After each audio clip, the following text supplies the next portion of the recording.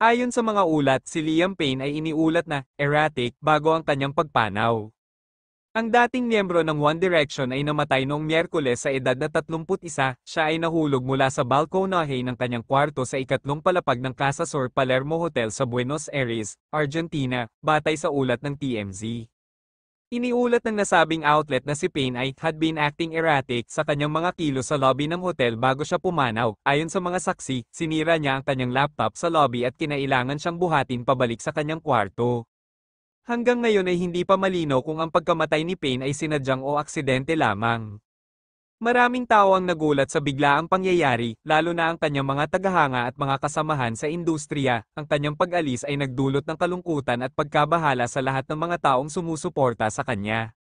Ang mga huling araw ni Liam ay tila puno ng tensyon, at ang kanyang mga kilos sa hotel ay nagbigay diin sa kanyang hindi magandang kalagayan. Ang pag-uugali na ito ay nagbigay ng mga senyales na maaaring may pinagdaraanan siyang emosyonal o mental na hamon, na hindi siya nagkaroon ng pagkakataon na masolusyonan bago ang kanyang pagkamatay.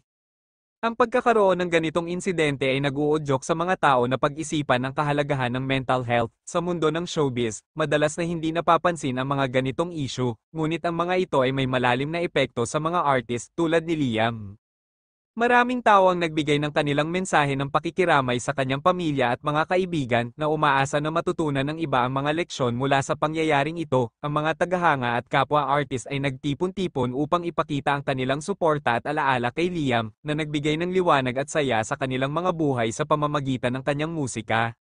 Sa huli, ang pagkamatay ni Liam Payne ay isang malupit na paalala na ang buhay ay maikli at puno ng mga hamon. Ang kanyang alaala ay mananatili sa puso ng maraming tao, at ang kanyang musika ay patuloy na magiging inspirasyon sa mga susunod na henerasyon. Ang kanyang pagkawala ay nagbigay diin sa kahalagahan ng pag-aalaga sa sarili at pagkakaroon ng mga taong handang makinig at umalalay sa atin sa mga panahon ng pangangailangan.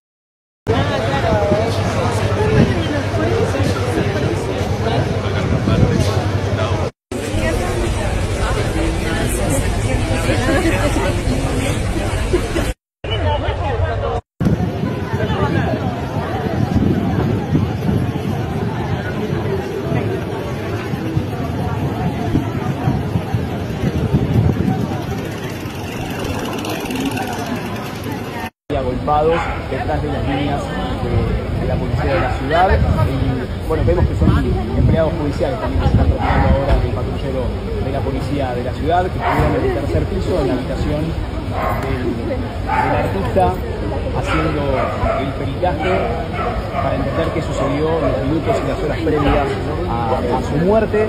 El que está a cargo de la causa, que se acaba de retirar, ingresó al patrullero.